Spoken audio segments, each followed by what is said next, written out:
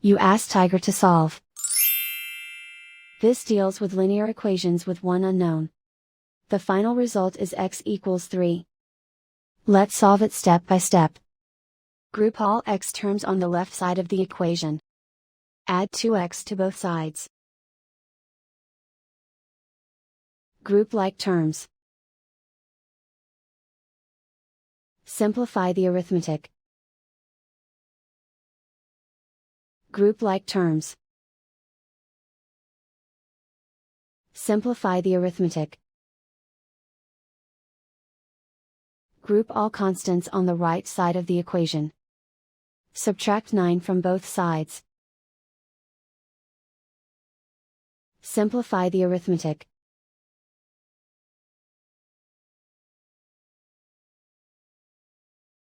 Isolate the x. Divide both sides by 3. Simplify the fraction.